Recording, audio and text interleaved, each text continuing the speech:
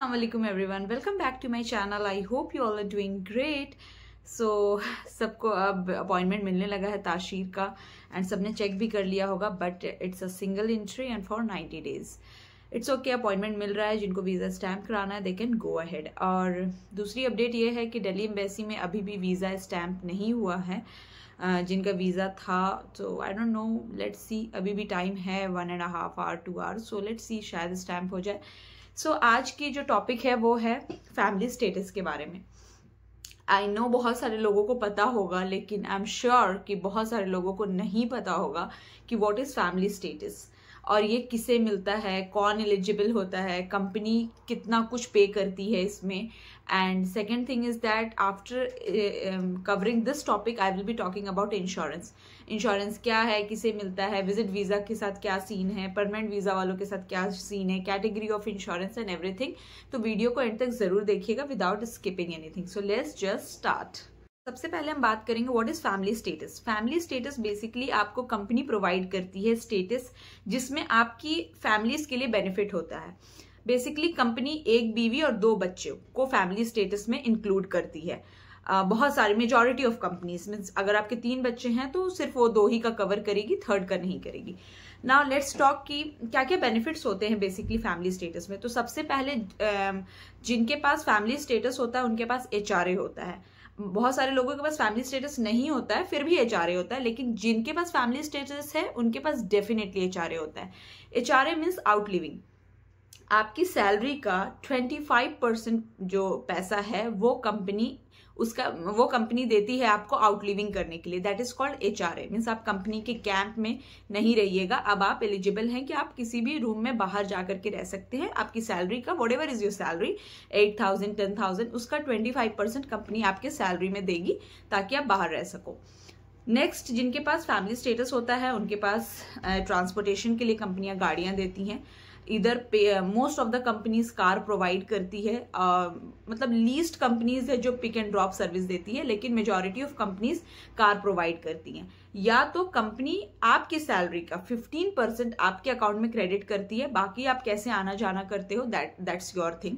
Transportation के लिए 15% provide करती है अगर आपके पास फैमिली स्टेटस है. तो मैंने कहा कि जिनके पास फैमिली स्टेटस नहीं है उनको भी HRA मिलता है, लेकिन जिनके पास फैमिली स्टेटस है उनको डेफिनेटली HRA मिलता है. Clear. Now next benefit is insurance, the biggest benefit. अगर आपके पास फैमिली स्टेटस है तो आपकी कंपनी आपके बीवी और बच्चों का जो भी इंश्योरेंस का खर्चा है वो कंपनी पे करती है. ठीक है. मीन्स आपकी जिस तरह से इंश्योरेंस है, आपका अगर insurance means like when ever you go in any hospital आप 80% पे करते हो, 80% इंश्योरेंस पे करता है, 20% आप पे करते हो. उसी तरह का सेम इंश्योरेंस आपके बीवी बच्चों के लिए कंपनी प्रोवाइड करती है. ठीक है. थर्ड बेनिफिट जो है, जिनके पास भी फैमिली स्टेटस होता है उनकी एयर टिकट, उनकी और उनके बच्चों की और बीवी की एयर टिकट जो है वो कंपनी प्रोवाइड करती है. 1 ईयर में coming and going to your home country, उसका जो भी एयर टिकट का खर्चा आता है वो कंपनी देती है. बहुत सारी कंपनीज एयर टिकट करके देती हैं, बहुत सारी कंपनीज जो है पैसे ट्रांसफर करती हैं एयर टिकट के. ठीक है. नाउ फोर्थ बेनिफिट, जिनके पास फैमिली स्टेटस है वो अपनी फैमिली को परमानेंट वीजा, जिसे हम रेसिडेंट वीजा कहते हैं, उसके लिए एलिजिबल होते हैं, उस वीजे पे बुला सकते हैं. कोई ऑब्जेक्शन नहीं है. ठीक है. मीन्स अगर आपके पास फैमिली स्टेटस है आप अपनी फैमिली को परमानेंट वीजे पे बुला सकते हो. किसी की परमिशन एंड ये वो की कोई जरूरत नहीं है. स्टेटस है, यू कैन स्टैंड आउट. आप अपने बारे में बोलो, आप सबमिट करो डॉक्यूमेंट्स, HR से बात करो, you can definitely get means you can call your family into permanent visa और resident visa. Both are the same things. Now moving forward, family किसे मीन्स कंपनी जो है वो किसे फैमिली स्टेटस देती है. कंपनी अपने से तो किसी को भी फैमिली स्टेटस नहीं देती है. उसके लिए आपको मुंह खोलना होगा, बोलना होगा कि भाई मुझे फैमिली स्टेटस चाहिए. So let's talk basically company किसे फैमिली स्टेटस देती है. If you are supervisor, if you are rig move supervisor, if you are engineer, if you are working as manager, means इस टाइप के post को family status मिलता है. Even coordinators को भी कंपनी जो है फैमिली स्टेटस नहीं देती है. लेकिन अगर आप सऊदी अरब आ रहे हो, आप एलिजिबल हो, आपको लगता है आपकी एक्सपीरियंस उतना अच्छा है, तो आप अपने बारे में बात करो कि मुझे फैमिली स्टेटस चाहिए. अब बहुत सारे लोगों को शायद नहीं भी पता होगा कि कैसे देखते हैं. तो फैमिली स्टेटस बेसिकली आपके कॉन्ट्रैक्ट में लिखा होता है. जब आप कॉन्ट्रैक्ट ओपन करिएगा तो उसमें जिस तरह से start date, end date of contract, उसमें आपके लीव कितना साल पे है, 1 ईयर या 2 ईयर, उसमें फैमिली स्टेटस भी मेंशन होता है। Moving forward, what is insurance? Insurance जो है आपका मेडिकल खर्चा उठाया जाता है सऊदी अरब में, दैट इज कॉल्ड इंश्योरेंस, कोई भी कंपनी होती है। अब इंश्योरेंस जो है वो पहले तो फैमिली स्टेटस वालों को क्लियर कट इंश्योरेंस मिल जाएगा जिसकी फीस कंपनी पे करती है, ठीक है। अब इंश्योरेंस में भी कैटेगरीज होती हैं, A, B and C। Basically जिनके पास A कैटेगरी का इंश्योरेंस है और जिनके पास B कैटेगरी और जिनके पास C कैटेगरी, बेसिकली B और C कैटेगरीज के इंश्योरेंस में कुछ हॉस्पिटल्स का फर्क होता है। लाइक B कैटेगरी वालों को मौसात मिल जाएगा, लेकिन C कैटेगरी वालों को मौसात हॉस्पिटल नहीं मिलेगा। A कैटेगरी वालों को सुलेमान अल हबीब, सऊदी जर्मन हॉस्पिटल, ये सारे हॉस्पिटल्स मिलेंगे। एक दूसरा बेनिफिट होता है कैटेगरीज में कि आपको इफ यू आर एडमिटेड तो आपको या आपकी फैमिली को सेपरेट रूम मिलेगा। मीन्स अगर आपकी डिलीवरी है बच्चे की या फिर कोई चोट लग गई या जो भी है, वार्ड में नहीं मिलेगा, आपको सेपरेट रूम मिलता है A कैटेगरी वालों को। तो पहले तो इंश्योरेंस ये 3 कैटेगरी का होता है। डिफरेंट इंश्योरेंस कंपनीज है, बूपा, तुआनिया, मेडगल्फ, तो ये सारी इंश्योरेंस कंपनीज हैं। तो फैमिली स्टेटस वालों को तो वो कंपनी का चक्कर है, वो उनका मसला है। अब रही बात विजिट वीजा, विजिट वीजा वालों को क्या इंश्योरेंस मिलता है? तो जी नहीं, विजिट वीजा वालों को कोई इंश्योरेंस नहीं देता है। जब आप VFS ताशीर जाते हैं तो वहां पे आपको एक इंश्योरेंस मिलता है जो कि इमरजेंसी केस में यूज होता है। वो भी, उसका भी रूल ये है कि पहले आप पैसे पे करिएगा and then you can claim your insurance. अब बहुत सारे लोग की सबसे ज्यादा पूछी जाने वाली क्वेरी है कि क्या उस इंश्योरेंस से हम बेबी डिलीवर कर सकते हैं सऊदी अरब में? तो अगर आप आने से पहले प्रेगनेंसी यस टिक कर रहे हैं then you can deliver the baby. First आपको इंश्योरेंस की फी देना होगा और आप कोई भी हॉस्पिटल नहीं जा सकते हैं, सिर्फ आप गवर्नमेंट हॉस्पिटल जा सकते हैं उस इंश्योरेंस से जो आपको VFS ताशीर देता है, ठीक है। You can not go any hospital कि भाई मौसाद चले गए, जर्मन चले गए, no. Maternity hospital and children है, यहाँ पे आप वहां जा सकती हैं, लेकिन आपको डिक्लेयर करके आना होगा, साथ ही साथ पहले पैसे देने होंगे एंड फिर आप जाकर के क्लेम कर सकते हैं। एक मिथ ये है कि अगर हम प्रेगनेंसी डिक्लेयर कर देंगे पहले से तो हमें इंश्योरेंस की फीस ज्यादा देना पड़ेगा, ये मिथ है, ऐसा कुछ नहीं है। VFS ताशीर वाले क्लियर कहते हैं कि आपके पास जो भी चीजें हैं, जो प्रॉब्लम्स है, उसे आप क्लियर मेंशन करिए, ऐसा कुछ नहीं कि आपको एक्स्ट्रा फी पे करनी पड़ेगी। Now next thing is that visit visa वाले क्या इंश्योरेंस ले सकते हैं पर्टिकुलर कंपनी से, जैसे बूपा से, तुआनिया से, मेडगल्फ से? तो आपको कोई भी इंश्योरेंस नहीं देगा। आप पूरा सऊदी छान मारिए जाके, पैर में आपके दर्द हो जाएगा, आपको कोई भी विजिट वीजा पे इंश्योरेंस नहीं देगा। आपको कार्ड मिल सकता है, डिस्काउंट कार्ड मिलता है, you know what is the name of that discount card? I'm not getting it now. तो एनीवेज आपको डिस्काउंट कार्ड मिलता है, लेकिन आपको फुल कवर्ड इंश्योरेंस नहीं मिलता है जिस तरह से आपके हस्बैंड के पास होता है या जो लोग वर्क कर रहे हैं यहाँ पे।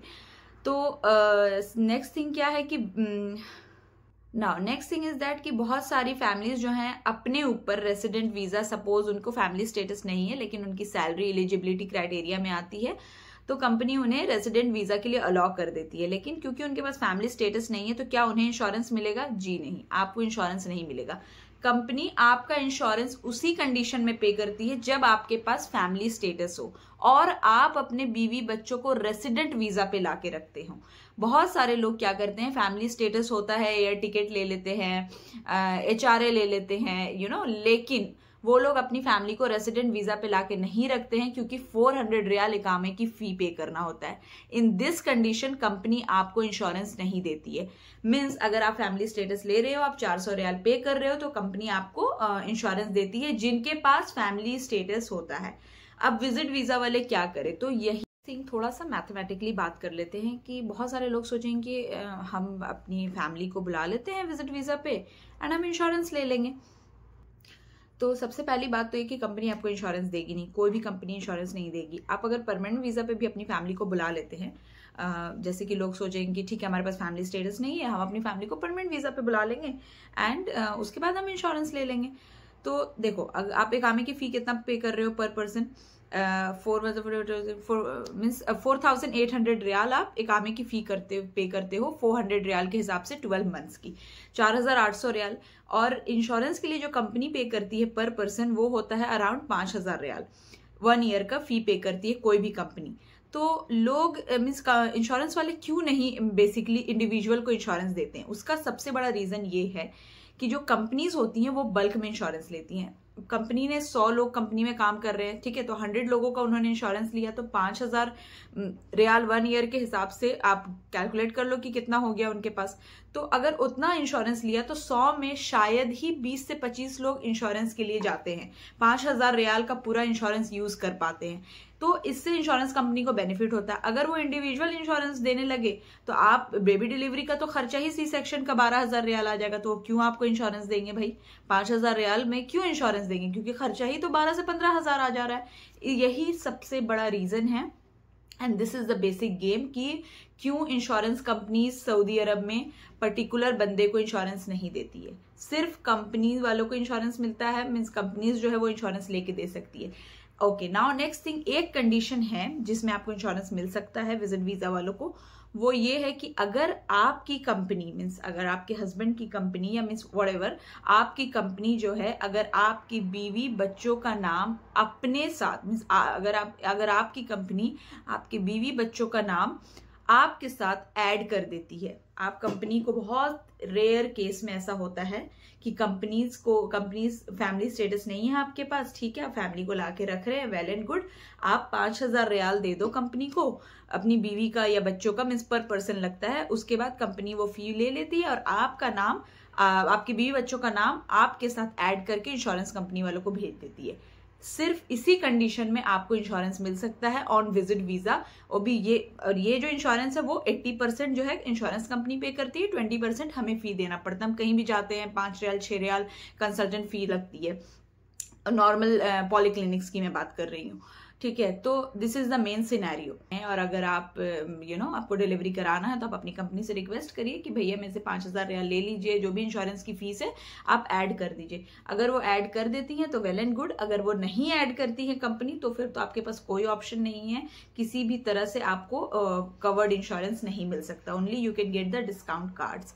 सो आई होप आपको चीजें समझ में आ गई होंगी। कोई डाउट होगा तो please you can ask me. मिलते हैं एक नए ब्लॉग में, till then bye, take care, अल्लाह हाफिज।